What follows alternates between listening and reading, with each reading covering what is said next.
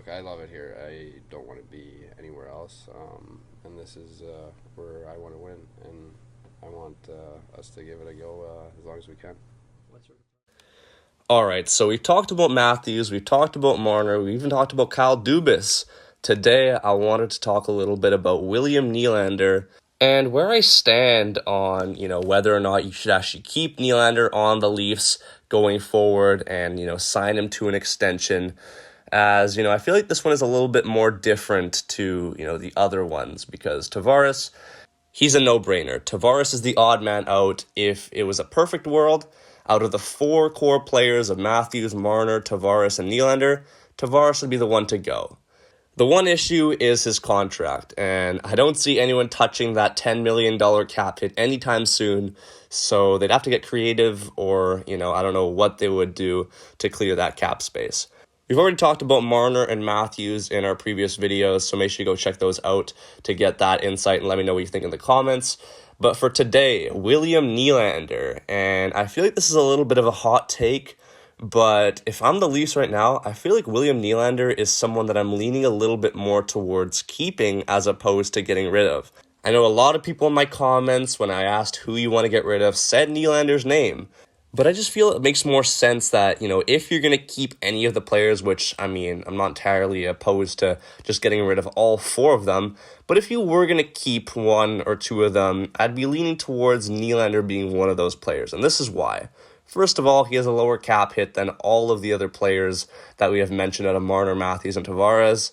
And, with that, he probably has the best value out of all of these players.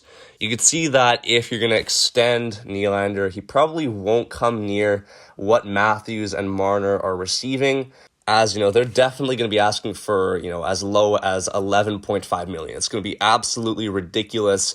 You do not touch that if you're the Leafs. That would be absolutely catastrophic.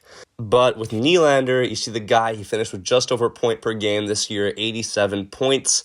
You could get that guy for about $8.5 million. That's what about point per game players are receiving nowadays in the NHL, and that is a very fair contract for a good player. He's still young enough at 27 so that, if you do end up keeping him and getting rid of the other players for younger assets, he will still fit the timeline despite being older than both Matthews and Marner. I believe it's only like a 1 to 2 year age gap, so it's really not that big of a difference. For, similar production in the playoffs, he has 40 points in 50 games. Matthews has 44 points in 50 games, and Marner just slides in at a couple more, 47 in 50 games. So you're basically only getting a couple more points out of guys that are earning like $4 million more than Nylander. So it's a pretty significant jump in salary for such a little difference in point totals. So, if it were up to me, I would definitely have to keep Nylander out of the four core Leafs players.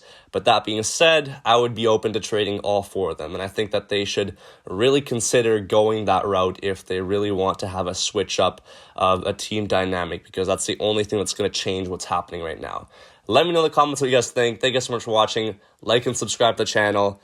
And I'll be sure to catch you guys all in the next video. Peace out and take care.